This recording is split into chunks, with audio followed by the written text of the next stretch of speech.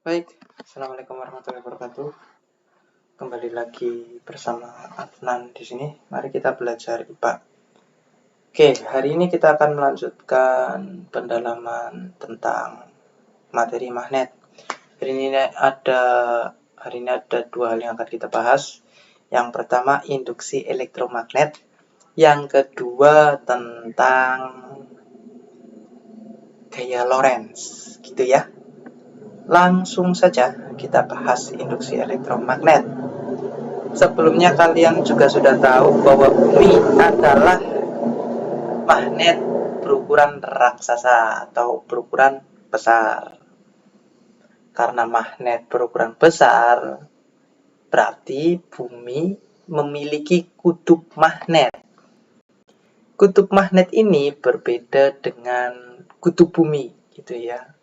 Seperti yang kalian tahu bahwa kutub selatan magnet, nih kutub selatan magnet nih.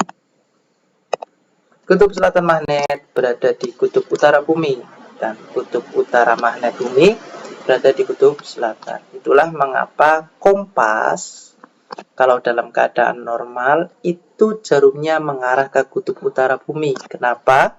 Karena di kutub utara ada kutub selatan magnet. Dan bagian bawahnya itu mengarah ke kutub selatan. Kenapa mengarah ke kutub selatan? Karena di kutub selatan itu ya, ada kutub utara magnet bumi. Gitu ya. Jadi kompas kalau normal itu selalu ke atas ke bawah. Namun, jika ada sebuah kompas, ini ada magnet ya, kompas itu jarumnya menggunakan magnet. Gitu ya. Jika ada sebuah kompas di keadaan normal, kemudian kita aliri listrik. Nah, kita aliri listrik nih. Nah, pakai pembangkit listrik yang kecil aja, baterai gitu ya. Maka kompas ini jarumnya akan berputar-putar, tidak mengarah ke utara lagi. Kenapa hal itu demikian? Karena ada yang namanya induksi elektromagnet. Apa itu induksi elektromagnet? Induksi elektromagnet adalah jika terdapat sebuah kawat dialiri arus listrik, maka di sekitar kawat tersebut muncul medan magnet. Nah, ini contoh ada kawat, gitu ya, dialiri listrik nih, listriknya ke arah atas, maka sekitar kawat ini akan muncul medan magnet kayak gini. Nah, ini medan magnet. Nah, dari sini ke sini namanya medan magnet nih. Medan magnet itu punya putaran. Bagaimana arah putarannya? Kita bisa menggunakan atau menentukan arah putarannya menggunakan yang namanya kaidah tangan kanan.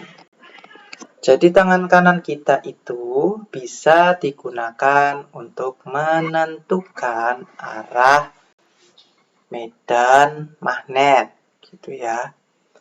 Nah, seperti apa cara menggunakannya? Silakan perhatikan yang akan saya jelaskan. Siapkan tangan kanan kalian, silakan ikuti. Buka jempolnya, tutup keempat jarinya seperti pada gambar ini. Nah, jempol ini menunjukkan arah arus listrik. Sedangkan keempat jari yang tersisa itu menunjukkan arah medan magnet. Nah, kita singkat medan magnet itu B, arus listrik itu adalah I. Itu ya. Jadi selalu posisikan jempol kalian adalah sebagai arus listrik dan empat jari yang tersisa yang ditutup ini itu adalah arah medan magnet.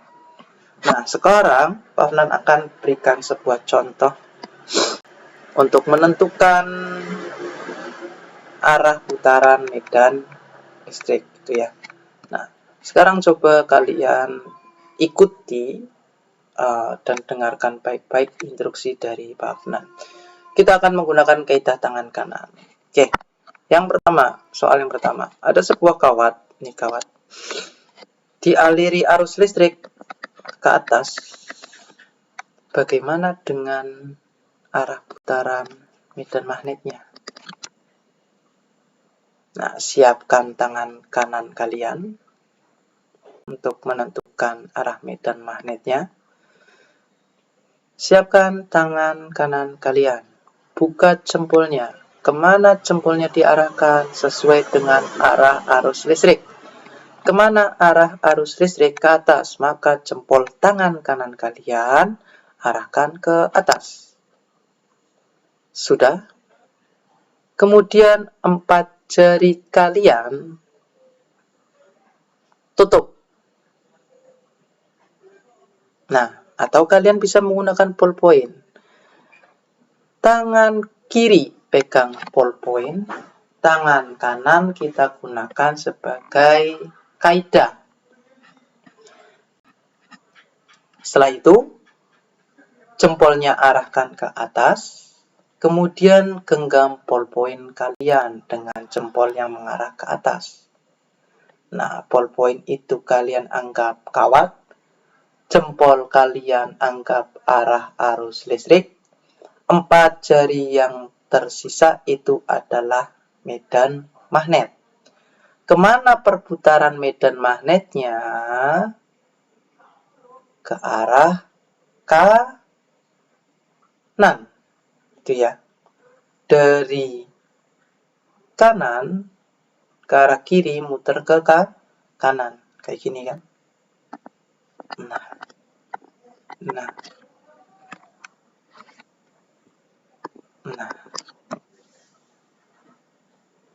Itu jika ke atas. Soal yang nomor 2. Ada sebuah kawat. Itu ya. Kemudian dialiri arus listrik ke arah bawah. Bagaimana arah perputaran medan magnetnya? Seperti biasa, kalian gunakan ballpoint atau pensil sebagai kawat ini. Setelah itu, pegang menggunakan tangan kiri ballpointnya. Siapkan tangan kanan yang digunakan untuk kaidahnya. Kemana arah jempolnya? Karena arah arus listriknya ke bawah, maka jempolnya diarahkan ke bawah. Kemudian genggam ballpointnya dengan jempol mengarah ke bawah. Bagaimana perputarannya? Itu ya, bagaimana perputarannya? Dari kiri ke kanan. Itu ya. Nah, yang 4 jari yang tersisa itu adalah medan magnet. Kalau kalian genggam ballpoint terus jempolnya mengarah ke bawah, pasti putarannya seperti ini. Nah. Putarannya kayak gini. Gitu kan? Nah, itulah cara menentukan arah arus listrik dan arah medan magnet. Sampai sini ada yang ditanyakan. Begitupun juga dengan arah yang vertikal. Misalkan satu lagi, ini ada kawat bentuknya kayak gini. Dialiri listrik ke arah sana. Bagaimana arah putaran medan magnetnya ini? Anggap aja ini jempol. Dia jempolnya arahkan ke sana, berarti ini kalian genggam. Nah, gitu kan? Silahkan pakai ballpoint juga bisa. Ballpointnya diletakkan secara vertikal atau diposisikan secara vertikal. Kemudian arahkan ke arah kiri. Kemudian genggam ballpointnya. Jempolnya berada di sini nih. Ini jempol nih. Nah, sisanya itu genggam ballpointnya. pastikan ke atas tuh putarannya. Kayak gini, dari bawah ke atas, ke bawah lagi. Ini namanya medan magnet, itu ya. Bagaimana dengan arah ke kanan? Itu silakan kerjakan sendiri. PR. Itu ya. Selanjutnya, untuk induksi elektromagnetik selesai. Sekarang kita masuk ke gaya Lorentz.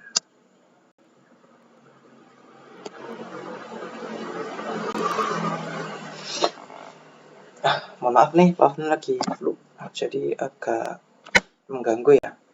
Nah, selanjutnya induksi elektromagnetik selesai. Sekarang kita masuk ke gaya Lorentz.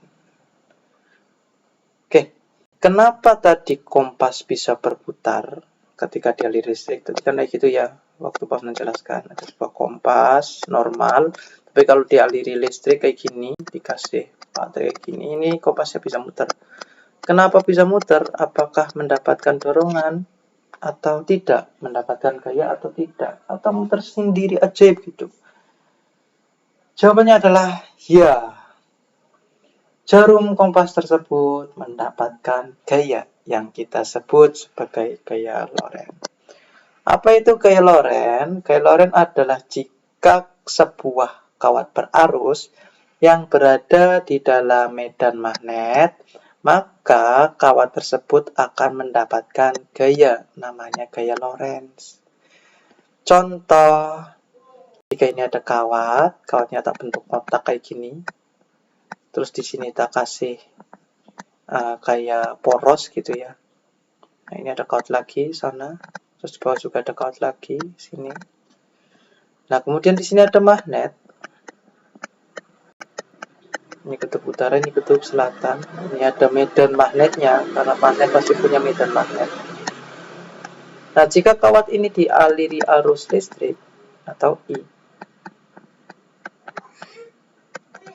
maka kawat ini jika didekatkan ke medan listrik ini, kawat ini akan bergerak, bisa bergerak ke atas atau bergerak ke bawah. Kalau ini dialiri listrik, inilah yang kita sebut sebagai gaya Lorentz. Nah, untuk menentukan pergerakan kawat ini ke atas atau ke bawah, kita juga sebenarnya bisa menggunakan kaidah tangan kanan juga, tapi kita bahas nanti. Nah, seberapa besar kekuatan putaran ini atau gaya ini untuk menggerakkan kawat ini, itu bisa kita rumuskan sebagai berikut. F sama dengan B kali I kali L sin theta. Nah, sin theta ini kalian pelajari nanti di jenjang berikutnya saja. Harusnya ada sin thetanya ya. Cuman karena ini kita mau belajar dulu, hanya belajar. Jadi sin thetanya boleh kita hilangkan dulu. Ini di sini ya, tapi kalau nanti sudah di kehidupan atau kalian kerja di tentang ini harus ada sin thetanya gitu. Nah, dengan keterangan sebagai berikut, F itu adalah gaya Lorentz, B itu adalah medan magnet, gaya Lorentz itu satuannya Newton, yang namanya gaya itu pasti Newton. Medan magnet itu adalah satuannya Tesla. L itu adalah panjang kawat, satuannya meter. Itu ya. Jadi kalau ada soal tinggal dikalikan aja, gampang nih. Itu ya. Contoh, ada sebuah kawat. Contoh. Ada sebuah kawat dialiri listrik sebesar 10 ampere.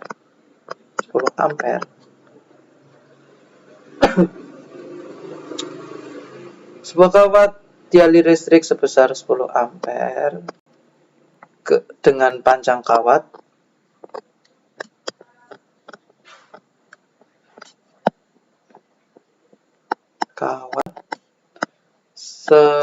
sebesar 0,1 meter.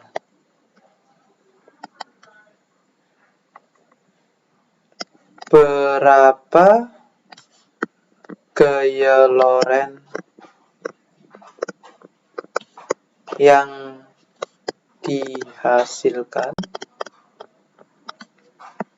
jika kawat tersebut memasuki medan magnet sebesar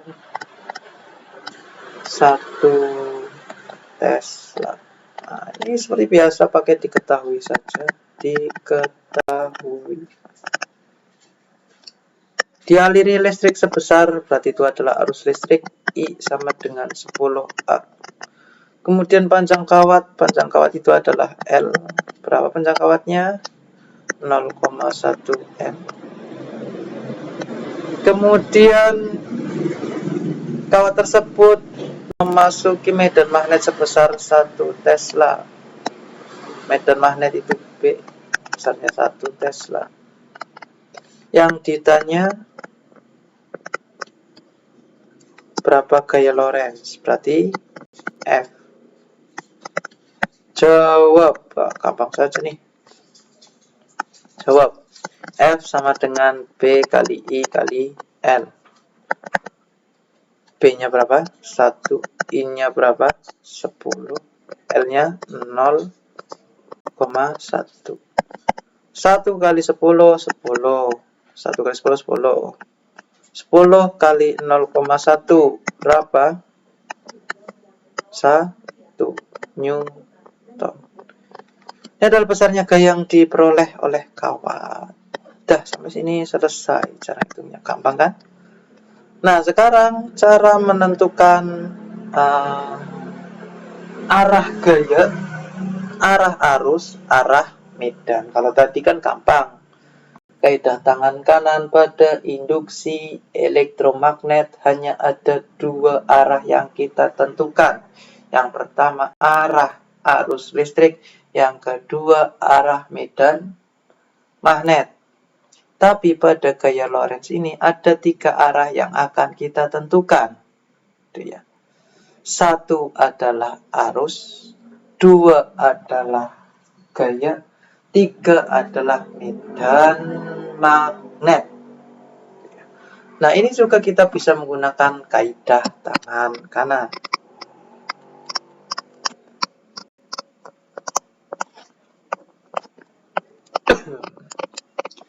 Kita bisa menggunakan kaidah tangan kanan. Ini ada 2 cara. Ini cara yang pertama, ini cara yang kedua. Terserah kalian milih yang mana. Tapi sebelum itu, mari kita kenalan dulu dengan yang namanya sumbu. Sebenarnya kalian sudah kenal. Seperti yang kalian tahu, sumbu itu ada 2 ya. Ke atas, menyamping, atas bawah, kanan, kiri. Atas bawah, kanan, kiri.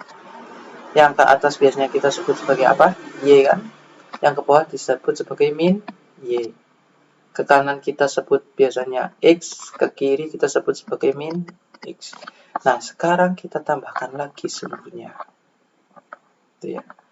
Y itu ke atas, min Y itu ke bawah,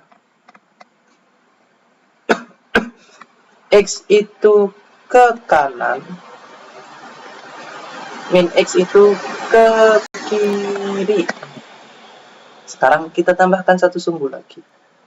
Sret menembus sana. Kita sebut ini sebagai sumbu Z. Ini min Z. Kemana arah sumbu Z? Ke depan. Kalau min Z ke belakang.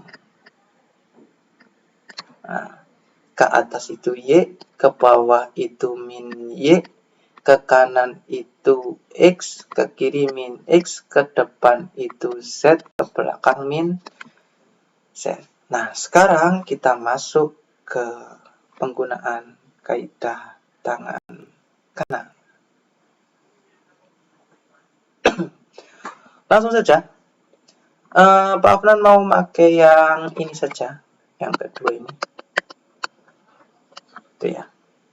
Nah, di sini ada dua acuan. Yang pertama jempol, yang kedua arah telapak tangan, yang ketiga arah keempat jari. Ulang ya, jempol, arah telapak tangan, kemudian keempat jari yang tersisa. Gitu ya. Nah, sekarang jika ada sebuah arus listrik mengarah ke atas,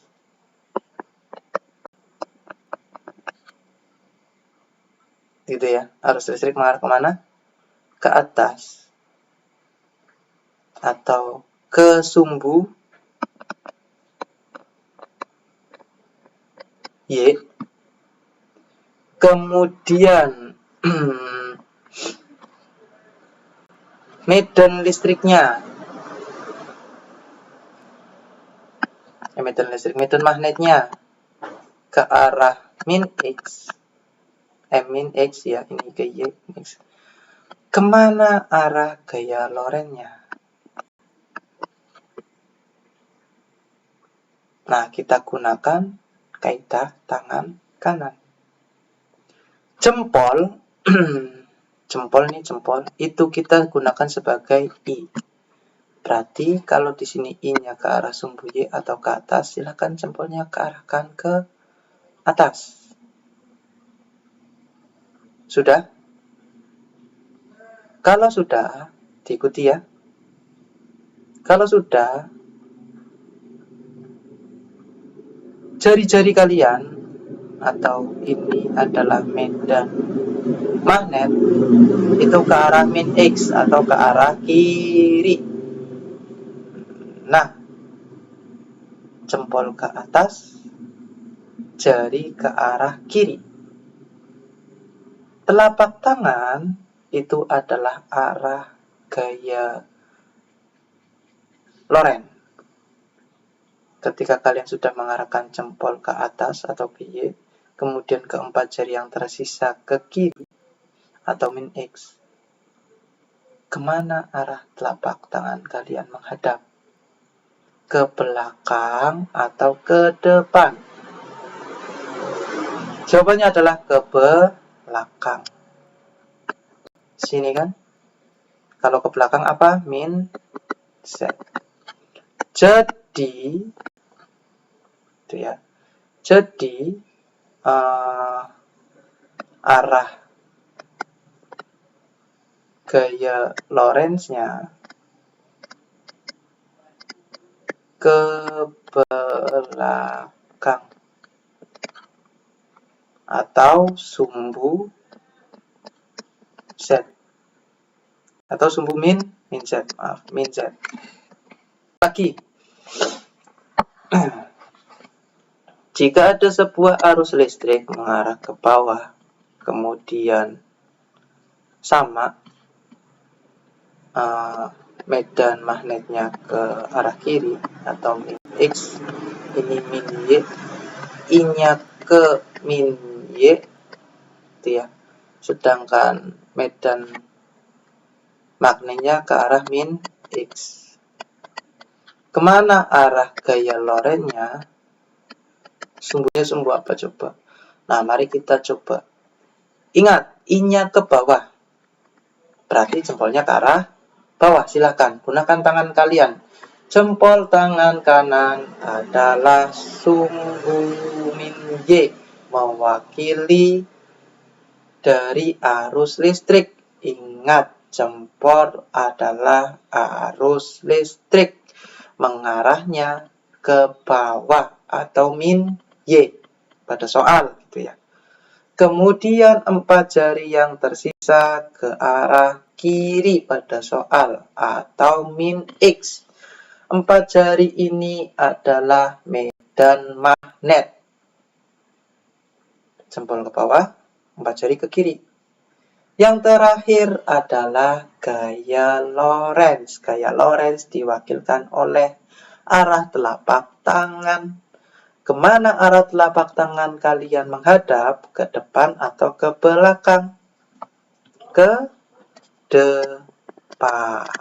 Berarti sumbu Z ke arah depan. Selesai. Seperti itu untuk penjelasan materi kali ini. Silahkan tugasnya dikerjakan. Pak akhiri terima kasih. Kalau ada yang ditanyakan, tanya saja lewat WA atau besok tanya. Walaupun tidak ada jam pelajarannya, kalian boleh ketemu Pak langsung tanya. Nanti langsung tak ajarkan. Gak perlu nunggu jamnya. Kalau gitu terima kasih. Pak akhiri. Wassalamualaikum warahmatullahi wabarakatuh.